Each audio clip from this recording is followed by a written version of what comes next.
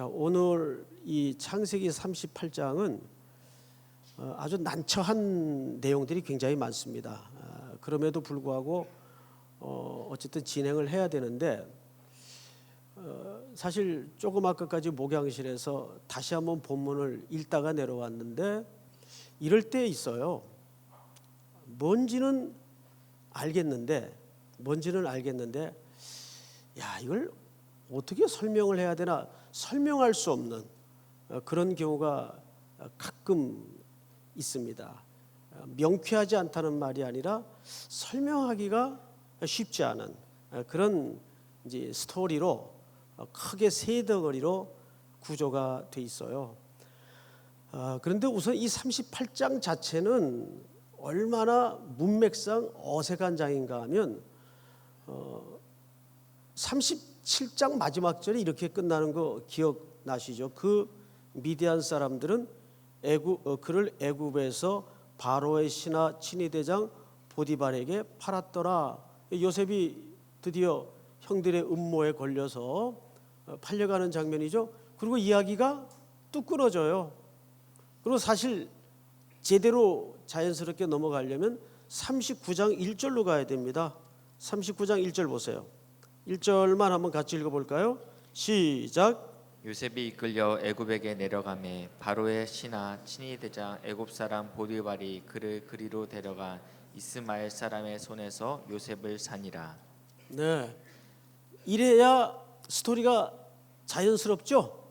그런데 지금 매우 난해한 스토리가 이 이야기를 뚝 자르고 끼어들어 왔단 말이에요. 그 현장이 이 유명한 유다의 며느리 다말의 사건인데 이 시아버지와의 불륜의 스토리가 여기 사실 아주 상세하게 뭐 이런 걸 이렇게 구체적으로 기록했을까 싶을 정도로 상세하게 기록을 했어요. 그러나 제가 이 창세기 강의를 쭉 이 금요 시간에 하면서 앞에 시간에 이런 말씀을 드렸죠. 요셉의 이야기는 누구의 톨레도시다? 야곱의 톨레도시예요. 야곱의 족보의 이야기예요. 그걸 염두에 두시기 바랍니다. 그런데 사실 야곱의 이야기인데 누구 이야기가 더 많아요? 요셉의 이야기가 분량이 훨씬 많아요. 그건 뭘 얘기하냐 하면 요셉의 이야기 속에 야곱이라는 한 죄인의 인간을 표상으로 일관되게 하나님이 드러내고 싶은 메시지가 그만큼 많다는 얘기인데 오늘 38장은 그 야곱의 죄인됨을 드러내기 위한 절정이라고 보면 됩니다. 간단히 이해해서 그 이야기를 이제 이런 표현으로 사실 소개를 하는 거죠. 자, 우리 한 절 한 절 읽어가다가 또 설명을 듣고 합시다. 그 후에 38장 1절이죠. 유다가 자기 형제들로부터 떠나 내려가서, 놀랍게도 유다는 야곱의 12아들들 중에 아버지의 집을 가장 먼저 떠나는 아들이 됩니다. 그런데 그가 아버지의 품을 떠나서 어디로 점점 깊숙이 흘러들어가냐 하면 가나안 깊숙이 흘러들어갑니다. 그런데 이때는 아시는 것처럼 가나안이 온전히 아직 약속의 땅도 되지 않았을 때고 뿐만 아니라 그 가나안에 섬기는 우상 신화와 문화의 숭배에 온 가나안 땅이 범벅이 돼 있던 그런 시절이에요.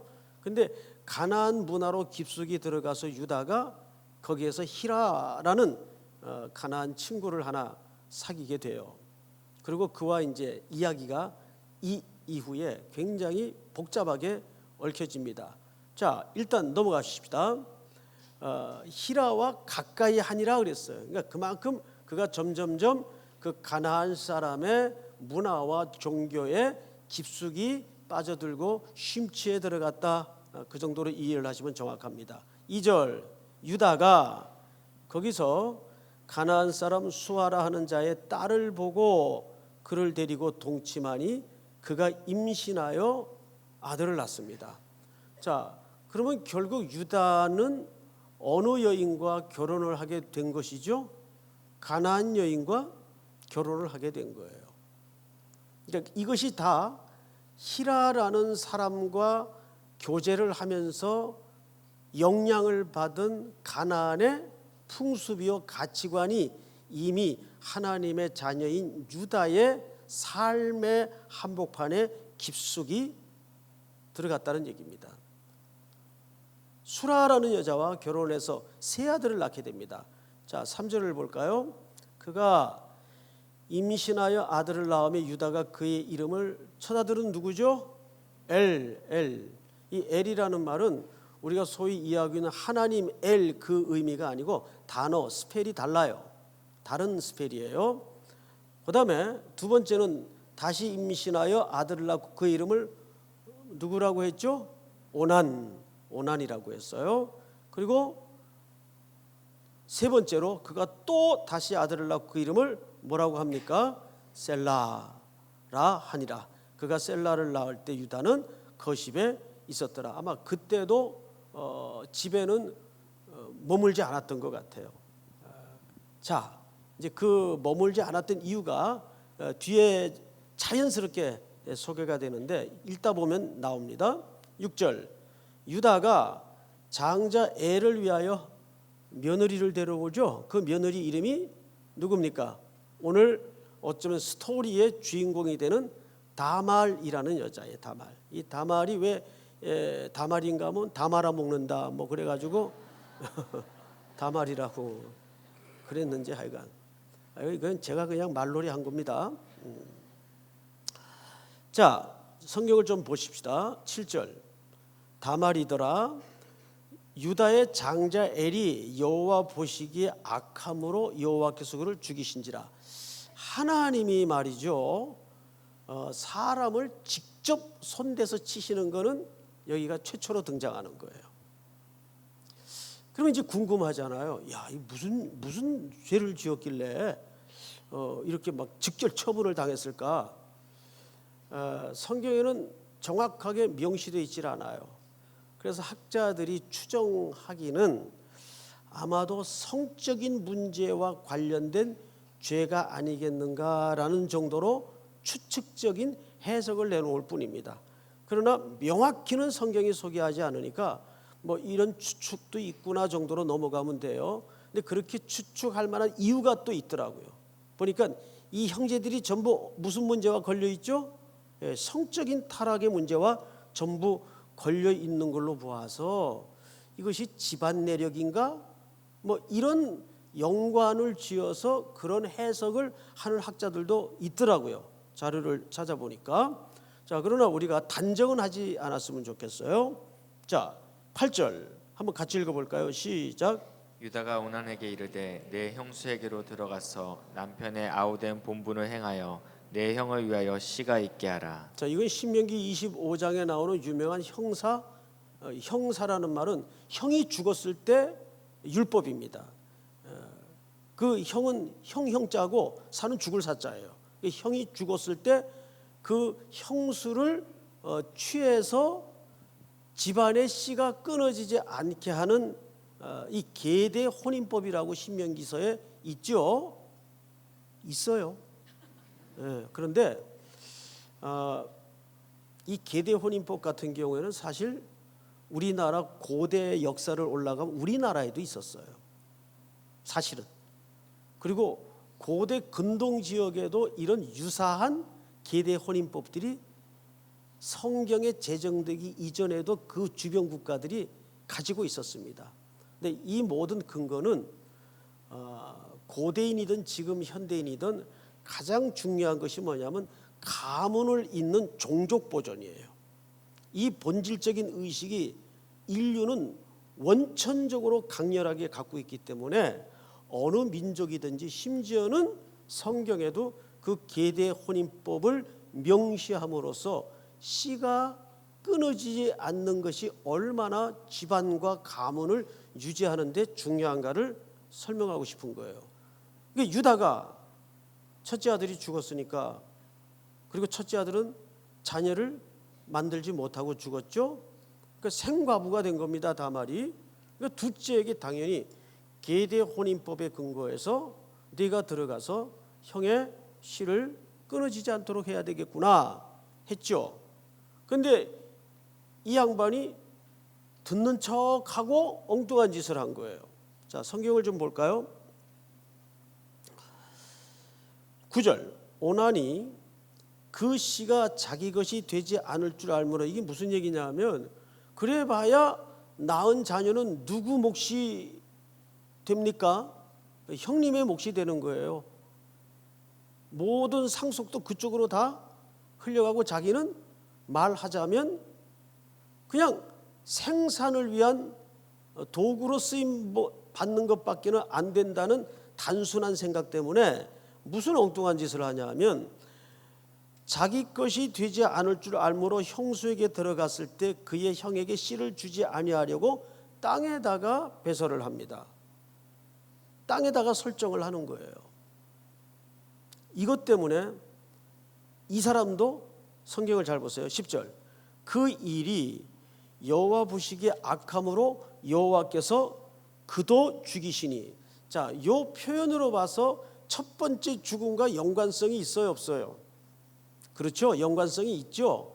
그래서 학자들은 아마 첫째도 그런 종류의 죄를 지었기에 하나님께서 직접 처단하지 않았겠는가. 성경상에서는 최초로 하나님이 직접 처단한 인물로 등장을 하는데, 둘째의 죽음의 흔적을 보니까 그도 죽이니라, 이렇게 묘사를 함으로써 앞서 첫째의 죽음과 두 번째 오난의 죽음 사이에는 어떤 필연적인 연관성이 있구나 정도로 추측이 충분히 가능하다, 그 말이에요. 자, 그 다음에 어떻게 됐는가 보십시다. 11절, 유다가 그의 며느리 다말에게 이르되 수절하고 내 아버지 집에 있어 내 아들 셀라가 장성하기를 기다리라. 셋째는 그러니까 아직 어렸다는 얘기죠. 아무리 계대 혼인법 제도가 있었더라도 이제 어느 정도 중하기까지는 아니지만 나이가 조금 이제 들은 이 며느리가 아직 덜 자란 셋째와 부부의 연을 맺어서 자식을 생산해내기에는 뭔가 이게 밸런스가 아직 연대기적으로 안 맞은 것 같아요. 그래서 이제 시아버지 유다가 제안을 한 겁니다. 너 얘 자랄 때까지 수절하고. 이 말은 곧 뒤집어 얘기하면 무슨 얘기인가 하면 사실상 약혼을 시킨 거예요. 사실상 계대 혼인법에 따라서 또 그게 불가피하게 맞는 것이고, 너 잠시 친정집에 가 있어라. 그런데 여기에는 진짜 속마음이 있어요. 누구의? 유다의. 이어 구절을 보십시다. 수절하고 네 아버지 집에 있어 내 아들 셀라가 장성하기를 기다리라 하니 셀라도 그 형들같이 죽을까 염려함이라. 여러분, 이런 거죠. 지금 유다의 집은 누가 오셔야 되는 가문입니까? 예, 유다 지파에서 누가 오시도록 하나님이 언약하셨는가 하면 그리스도가 오시도록 언약하셨어요. 그런데 점점 이 그리스도가 오는 하나님의 언약이 점점 위기를 맞고 있잖아요. 그래요, 안 그래요? 졸리세요? 지금 위기를 맞고 있잖아요. 엘도 죽고 오난도 죽고 이제 달랑 어린 셀라가 남았는데 유다의 마음에 어떤 생각이 자연히 들 수밖에 없죠. 혹시 얘가 이름이 안 좋아가지고 다 말아먹으면 얘까지도 끝장이 나면 우리 집 가문을 누가 있지 하는 마음에 사실은 친정집으로 보낸 겁니다. 그래서 거기서 기다리고 있어요. 자, 이제 한 텀 넘어갔어요. 이제 장면이 바뀝니다. 자, 12절을 보세요. 읽습니다. 12절 다 같이 시작. 얼마 후에 유다의 아내 수아의 딸이 죽으니라. 유다가 위로를 받은 후에 그의 친구 아둘람 사람 하라와 함께 딥나로 올라가서 자기의 양털 깎는 자에게 이르렀더니. 여러분 보세요. 여기 유다가 아버지의 집을 떠나 사귀게 되었던 히라라는 친구가 기억이 안 나면 옛날 영화 배우 김이라 이렇게 기억하세요. 김이라 기억나시죠? 예, 김승호 씨의 아들이었는데 김승호 씨는 우리나라 그 고전 영화의 아주 대명사격인 아주 훌륭한 배우죠. 마부라는 영화에 이제 그분이 나옵니다. 저거 언제 고조선 이야기인데. 근데 여러분 그 흑백 영화 시절에 그 영상이 돌리던 시절에 그 나왔던 영화들이 되게 우리나라 단편 문학을 중심으로 한 영화들이 많아서 굉장히 메시지가 사실 컸습니다. 그런데 문제는 친정 집에 돌아가서 이제 며느리 다말은 셀라가 빨리 크기를 기다리는 거예요. 이게 참 얼마나 기가 막혀요. 말 그대로 뭐가 막연하게 됐죠. 언약이 막연하게 된 겁니다. 지금 지금 불씨가 다 꺼져가고 있어요. 그런데 한켠에 그 약속을 먼저 내던진 유다는 계속 누구의 영향권 아래 있죠? 히라라는 사람의 영향권 아래서 생활이 바뀌질 않고 있어요. 히라와 자 12절을 다시 보세요. 그의 친구 아둘람 사람 히라와 함께 딥나로 올라가서 자기의 양털 깎는 자에게 이르렀더니, 그러고 보니까 이 유다는 뭐 하는 사람이었네요? 목축업자였어요.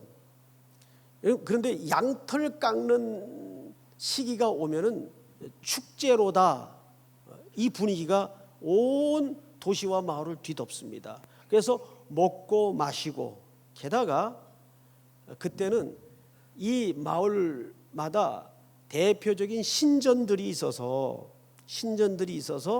그 신전 안에는 사실 창기들이 있습니다. 근데 그것은 일반 몸을 파는 창기들이 아니에요. 그러니까 신전 안에 여사제들인데 예배하러 오는 자들, 이 신전은 이방 신전을 얘기하는 겁니다.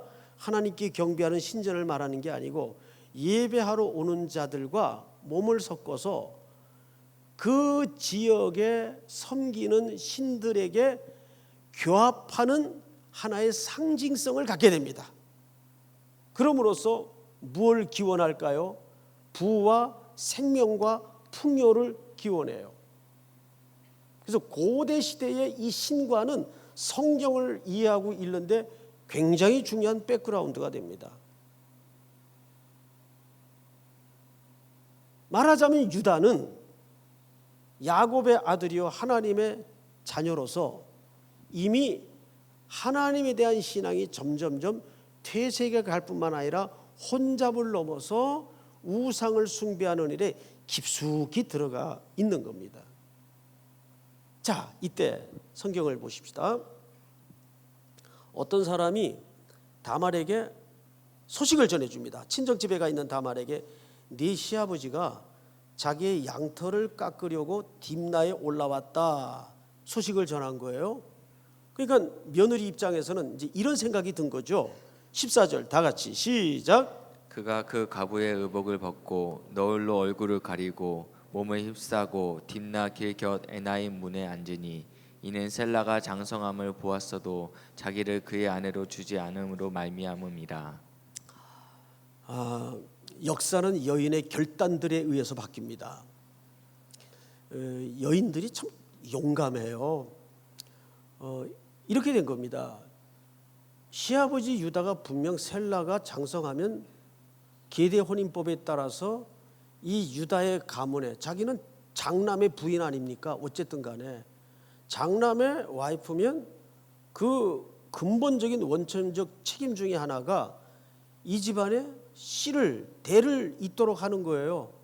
그런데 지금 마지막 꺼져가는 불씨, 희망이 셀라가 장성하는 건데 얘가 다 컸어요.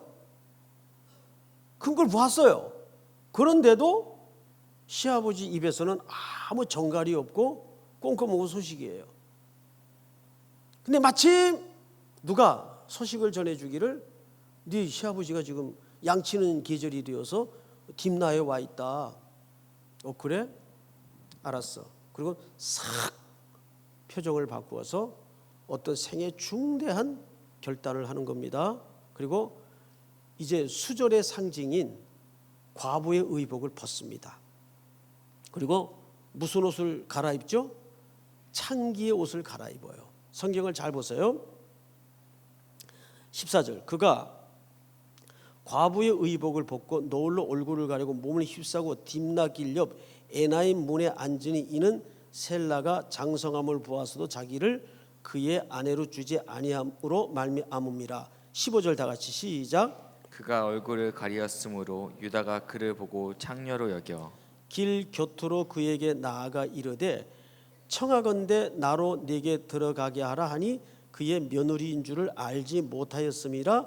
그가 이르되 당신이 무엇을 주고 내게 들어오려느냐.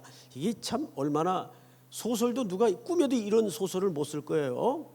어떻게 이런 스토리가 세상에 다 있나. 근데 여기에는 이거를 단순히 윤리적인 도덕적 몹쓸 행위로 이해해서는 안 됩니다. 여기에는 그보다 훨씬 좀 다른 맥락의 이유가 있어요. 그래서 이 본문은 도덕적 윤리적인 몹쓸 짓으로 보면 헷갈려요. 자, 아까 제가 이런 말씀을 드렸어요. 양치는 계절이 오면 어떤 분위기가 생성된다고요.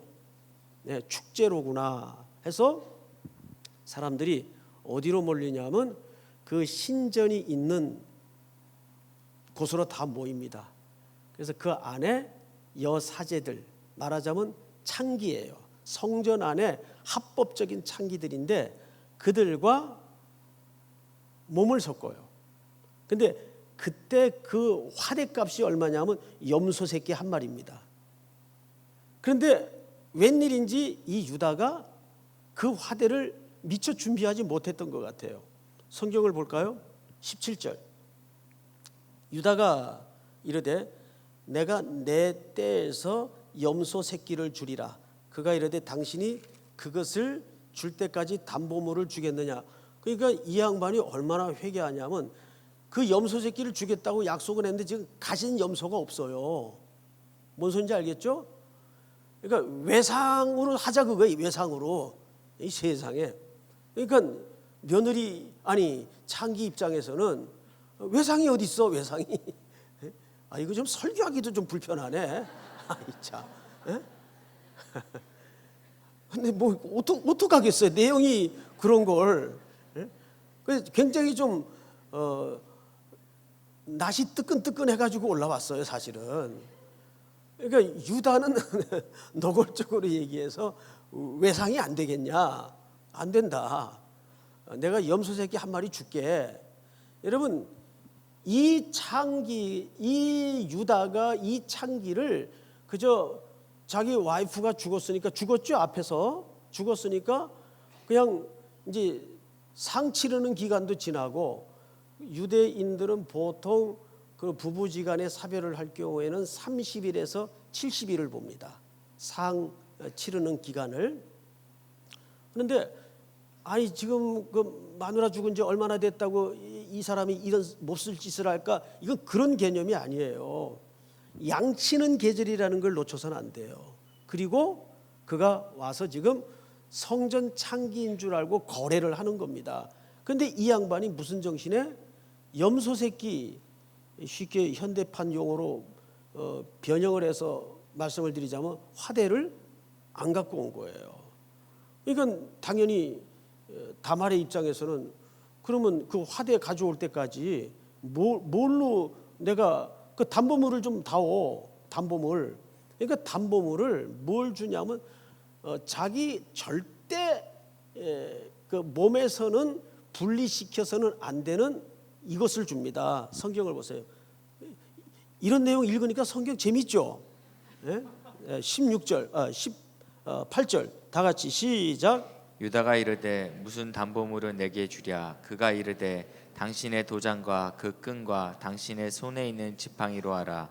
유다가 그것들을 그에게 주고 그에게로 들어갔더니 그가 유다로 말미암아 임신하였더라. 자, 여기가 이제 절정이에요, 절정. 자, 저를 보세요. 담보물로 뭘 줬어요? 첫째, 도장, 그다음에 끈. 그래서 우리는 보통 세 가지 물건인 줄 아는데 이건 세 가지 물건이 아니라 두 가지 물건입니다. 끈은 그 도장을 꼭 꿰서 목에 거는 고리예요. 그러니까 이 당시에는 도장이 두 종류가 있습니다. 하나의 종류는 손에 끼어서 이 사람의 신분을 증명하는 용으로 손에 끼고 다니는 도장이 있어요. 그런데 또 한 종류는 이제 손에 끼는 게 불편하거나 또 다른 패턴의 자기 신분을 인식표로 갖고 다니는 사람 중에는 끈을 해가지고 그 끈에다가 그 반지 링이니까 꿰서 목에다 걸고 다니는 사람이 있어요. 그래서 여기서 도장과 뭐라고 표현되어 있죠? 끈. 그러니까 이것은 사실 하나로 봐야 됩니다. 세 분에서 분리하자면 세 개가 맞아요. 그런데 실질적으로는 용도가 두 개입니다. 도장과 끈이에요. 그리고 또 하나는 뭡니까? 지팡이죠. 지팡이는 민수기에도 나오는 것처럼 권위의 상징이죠. 그 사람의 권위와 그 사람의 신분의 상징인 이 두 가지 물건을 담보물로 맡깁니다. 그러니까 자기 신분증 다 맡기는 거예요. 이 사람 참 대담하죠. 자, 그런데 그만 그 한 번의 사고가 며느리가 임신을 하게 됩니다. 임신을. 어쩌면 좋아요. 근데 놀랍게도 아무리 그래도 어떻게 이런 발상이 가능할까? 예, 충분히 가능해요. 왜냐하면 이 팔레스타인 지역을 중심으로 그 아내와 주변 국가들에는 역혼이라는 게 있어요. 그래서 이런 종교적인 문제 또는 가정의 계대 보존법에 근거해서 이렇게 며느리가 시아버지와 이렇게 역으로 혼인을 해서 어쨌든 종족을 보존하고자 하는 이 인류의 집요한 근성이 담긴 관례와 풍습들이 곳곳에 녹아져 있었습니다. 그러니까 이런 발상이 전혀 불가능한 건 아니에요. 그런데 그래도 그렇지 이 다말은 둘 중에 하나입니다. 또라이거나 아니면 또 뭘까요? 뭔가 대단한 여자예요. 영적으로 대단한 어떤 한 가지를 집요하게 지금 붙들고 있는 겁니다. 그 한 가지가 뭘까요? 여러분 아까 초입에 설명을 드렸죠. 이 다말은 원래는 어디 여자예요? 가나안 여자예요. 그런데 하나님의 자녀인 가족에 시집을 온 겁니다. 덜커덕 남편은 생산하지 못하고 일찍 죽었어요. 그러나 이 여인의 의식 속에는 어쨌든 이 집안의 대가 끊어져서는 안 되겠다는 일념 하나로 이렇게 모든 부끄러움과 치욕을 무릅쓰고 있을 수 없는 결단을 하는 거예요. 우리는 계속 이런 스토리를 읽으면서 마음속에 뭉뚱거린 그 느낌, 표정 하나가 들어오지 않습니까? 말도 안 돼, 말도 안 돼. 예수 그리스도가 이 땅에 육신의 몸을 입고 오신 것은 말이 됩니까? 더 말이 안 되지. 그렇잖아요. 더 말이 안 되지. 그럼 성경을 잘 보세요. 이제 거의 다 왔어요. 19절 다 같이 시작. 그가 일어나 떠나가서 그 너울을 벗고 과부의 의복을 도로 입으니라. 예, 관계는 한 번뿐이었어요. 너울을 벗고 창기로 변장을 했다가 이제 과부의 의복으로 다시 갈아입습니다. 이제 여전히 이 여인은 남편이 없는 누굽니까? 과부예요. 근데 지금 과부가 뭘 하고 있어요? 지금 임신을 하고 있어요. 임신을. 태중에 생명이 있다고요. 놀랍게도. 자, 21절을 보세요.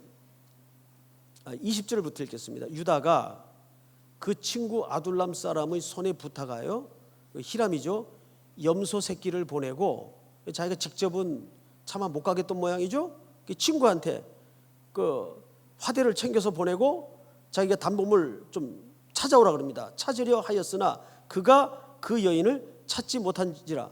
신분이 바뀌었으니까 찾지 못하죠. 창기는 없어졌어요. 그리고 이제 과부로 돌아온 겁니다. 그리고 21절을 보세요. 시작. 그가 그곳 사람에게 물어 이르되 길곁 에나임에 있던 창녀가 어디 있느냐 그들이 이르되 여기는 창녀가 없느니라. 네. 이 친구는 일반 창녀를 찾았어요. 근데 그 지역을 잘 아는 그 지역 사람들은 뭐라고 대답을 했죠? 여긴 그런 창녀 없는데, 생계로 먹고 사는, 몸을 수단으로 하는 그런 창녀는 여기 없는데, 무슨 창녀만 있었던 겁니까? 성소의 창녀만 있었던 거예요. 크데샤. 자, 그런데 이 지역이 뭐라고 되어 있는가 하면 21절에 보니까 이렇게 되어 있어요. 그가 그곳 사람에게 물어 이르되 길곁 에나임에 있던 그랬어요. 에나임 기억하세요? 중요한 지명이 됩니다. 에나임. 자, 그런데 이 에나임이 아까도 등장을 합니다. 어디에 나오죠? 14절. 그가 그 과부의 의복을 벗고 너울로 얼굴을 가리고 몸을 휩싸고 딥나 길곁 에나임 문에 앉으니, 다말이 에나임에 앉았어요. 여러분, 에나임이라는 말은, 자, 따라서 하십시다.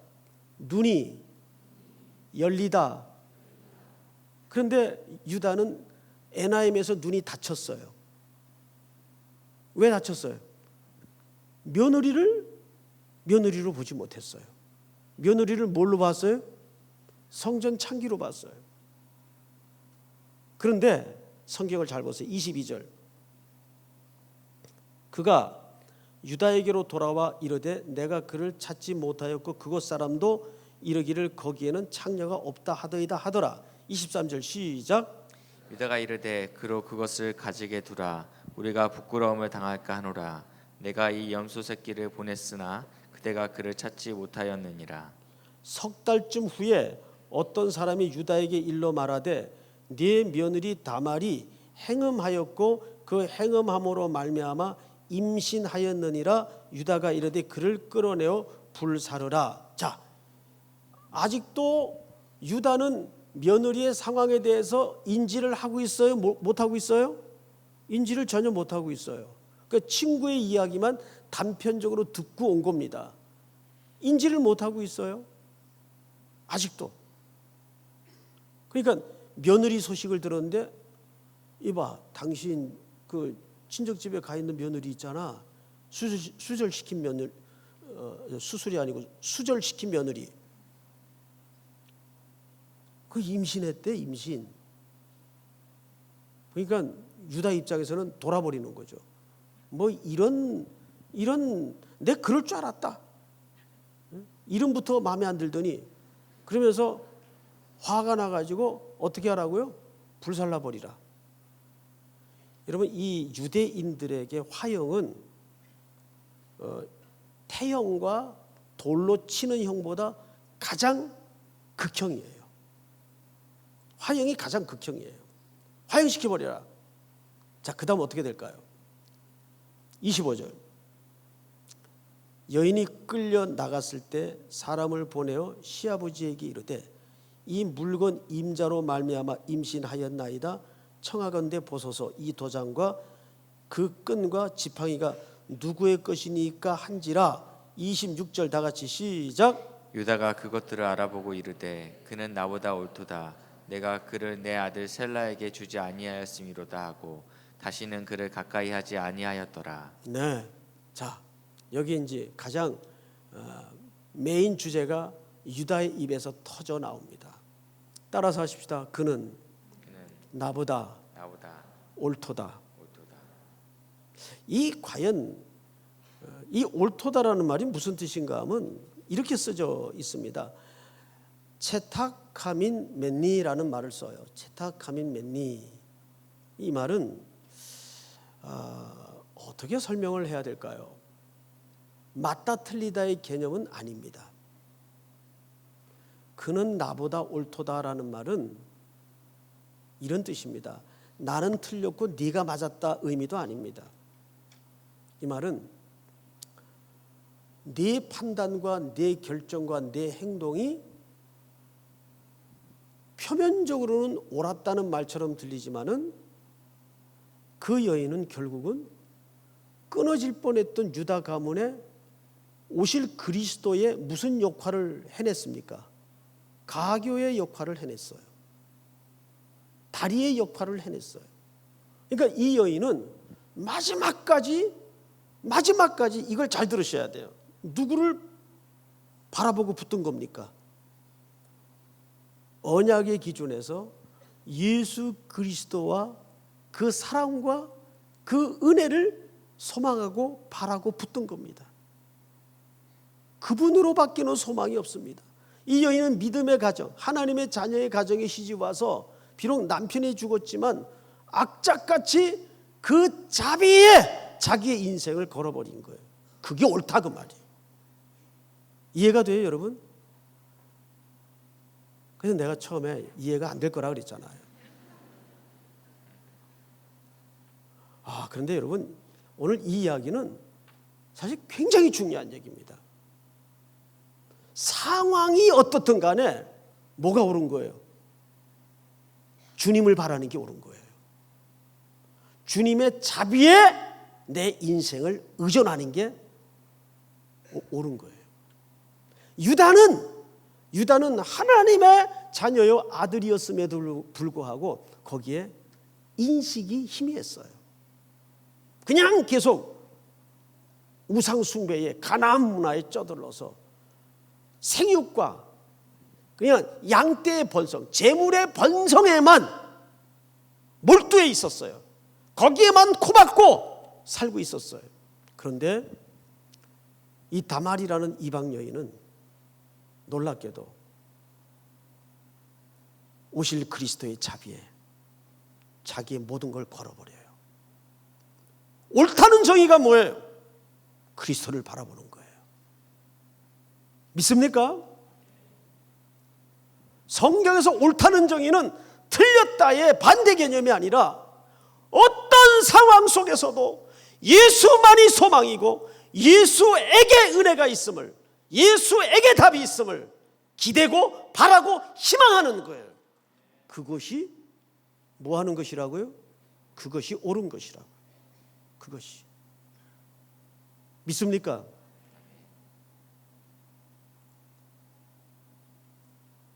그래서 로마서에서는 누구의 의로 옷 입으라? 그리스도의 의로 옷 입으라. 그리스도가 우리의 의 아닙니까? 그래서 우리가 옳다 인정함을 받았어요. 찬송가에도 나오잖아요. 예수의 피로 우리가 옳다 인정함을 받은 거예요. 여러분들이 믿음으로 예수 그리스도를 소망하고 바라본 것이 옳았던 거예요. 그 십자가의 은혜와 자비에 여러분들의 모든 문제와 운명을 걸었던 게 옳았던 겁니다. 믿습니까? 그게 옳은 거예요. 내가 어떤 행위적인 잘한 그것이 옳은 게 아니에요. 모든 상황 속에서도 그리스도께 운명을 걸고 그리스도께 소망이 있음을 기대고 바라고 희망하는 삶의 태도가 옳은 겁니다. 옳은 겁니다. 그런 측면에서 우리 삼일교회 성도들은 옳은 자들이 되기를 바랍니다. 자, 그런데 성경을 보세요. 어떤 기적이 일어나는가? 27절. 해산할 때 이제 아들을 낳겠죠? 임신을 했으니까 해산할 때 보니 쌍태입니다. 쌍태. 이 성경에는 유독 쌍둥이 얘기가 많이 나와요. 쌍태인데 얘네들이 나올 때 희한하게 나와요. 보세요. 해산할 때에 뭐가 먼저 나와? 보통 해산하면 뭐가 먼저 나옵니까? 애기들 머리가 먼저 나오지. 이게 정상분만이에요. 근데 얘는 뭐가 먼저 나왔어요? 그러면 이걸 뭐라 그래요? 이게 난산이라 그래요. 난산. 끝까지 쉬운 게 없어요. 끝까지 쉬운 게 없어요. 은혜로 가는 길목에는 수많은 장애와 방해와 웅덩이가 도사리고 있단 말이에요. 자, 근데 잘 보세요. 쌍둥이니까 산파가 이제 너는 먼저 나온 자라고 이 장남 차남을 쌍둥이가 똑같으니까 헷갈릴까 봐 그 손이 쑥 나오니까 거기다가 붉은 줄을 매줬어요. 안 헷갈리려고. 근데 얘가 나오다가 손이 쑥 들어갔어요. 예? 그리고 원래는 뒤에 나와야 될 동생이 어떻게든 야곱처럼 삐지고 나왔어요. 먼저. 그러니까 먼저 나온 애가 장남이 됐죠. 근데 원래는 얘가 뭐예요? 원래는 얘가 동생이에요. 동생. 무슨 소리인지 알겠어요? 예? 아니, 이렇게 쉽게 설명을 하는데도 고개를 갸우뚱거리는 건 무슨 연륜입니까? 응? 그러니까 동생이 장남으로 비집고 나온 거예요. 그걸 성경이 이렇게 얘기해요. 29절. 그 손을 붉은 줄을 매놓으니까 그 손을 도로 들이며 그의 아우가 튀어나왔어요. 산파가 이르되 내가 어찌하여 터뜨리고 나오느냐. 그 산파도 얼마나 기가 막혔을까요? 살다 산파 노릇 몇십 년 만에 이런 광경 아마 처음이었을 것 같아요. 함으로 그 이름을 뭐라고 했죠? 먼저 나온 애 보고 베레스.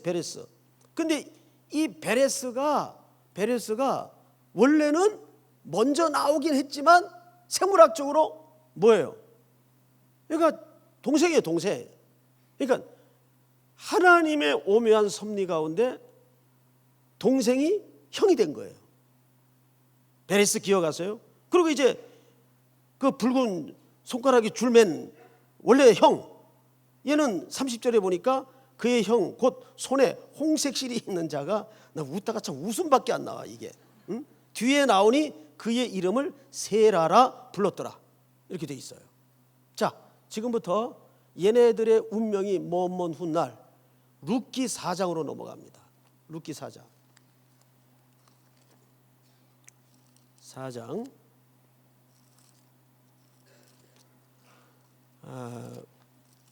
성경을 보십시다.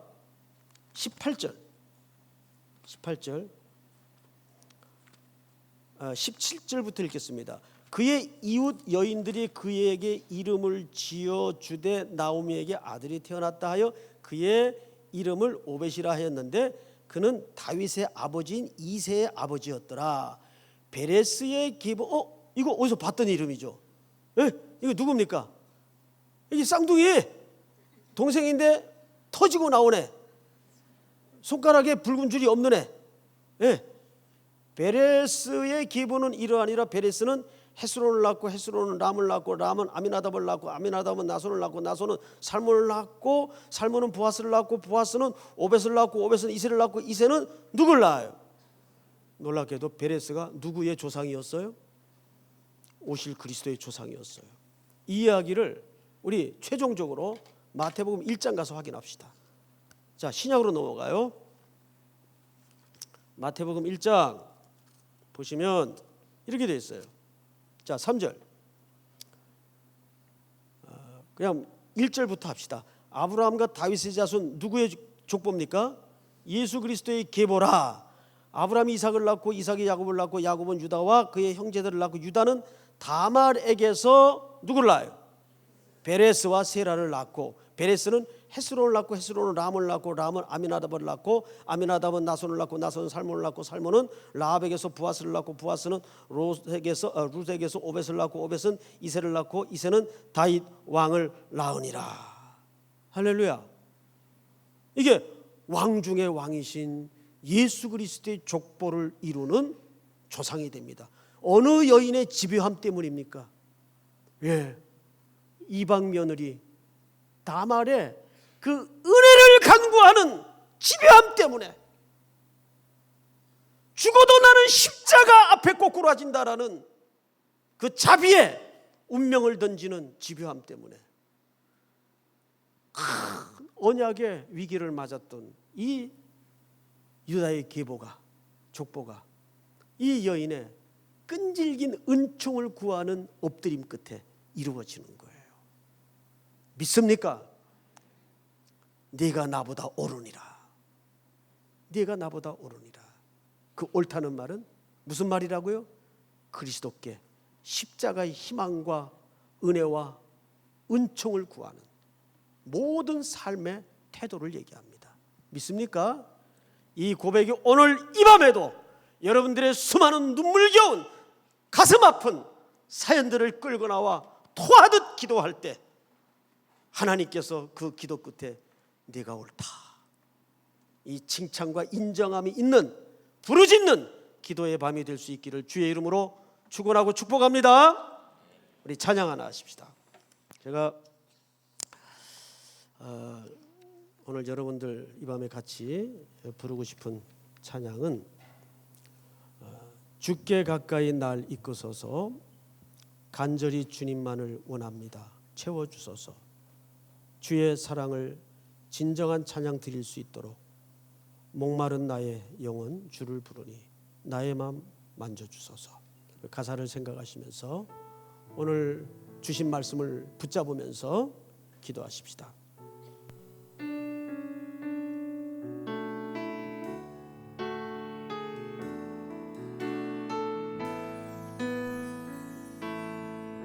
주께 가까이 날 이끄소서, 간절히 주님만을 원합니다. 채워주소서. 주의 사랑을 진정한 찬양 드릴 수 있도록 나의 영혼 주를 부르니 나의 마음 만져주소서. 나의 마음 만져주소서. 주님만을 원합니다. 주님만을 원합니다. 더 원합니다. 나의 마음 만져주소서. 목마른 나의 영혼, 목마른 나의 영혼 주를 부르니 나의 마음 만져주소서. 나의 마음 만져주소서. 하나님의 자비에 우리의 전 운명을 거는 밤이 되기를 축복합니다. 주님만을 원합니다. 더 원합니다. 나의 마음 만져주소서. 목마른 나의 영혼 주를 부르니 목마른 나의 영혼 주를 부르니 나의 마음 만져주소서. 주만을 원합니다. 더 원합니다. 나의 마음 만져주소서. 주께 가까이 날 이끄소서. 주께 가까이 날 이끄소서. 간절히 주님만을 원합니다. 채워주소서. 주의 사랑을 진정한 찬양 드릴 수 있도록 목마른 나의 영혼 주를 내 마음 부르니 만져주소서. 나의 마음 만져 주님만을 원합니다. 주님만을 원합니다. 더 원합니다. 나의 마음 만져주소서. 후렴만 다시 합니다. 마른 나의 영혼 주를 부르니 나의 마음 만져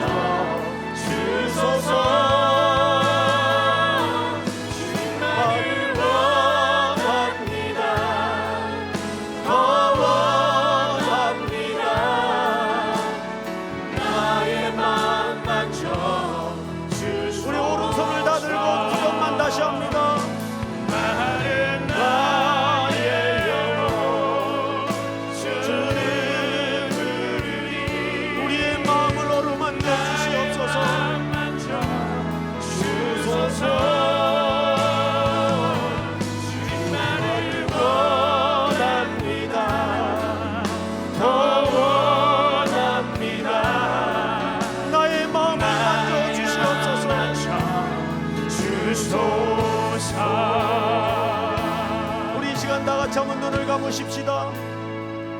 우리 함께 부르짖어 기도할 때 이방 며느리 다말처럼 주님의 은혜 없이는 못 삽니다. 십자가가 나를 덮지 않으면 못 삽니다. 주님의 보혈의 공로 없인 설 수 없습니다. 오늘 이 밤에도 하나님이여 긍휼히 여겨주시옵소서. 예수 그리스도만이 내 인생의 희망이고 소망임을 고백합니다.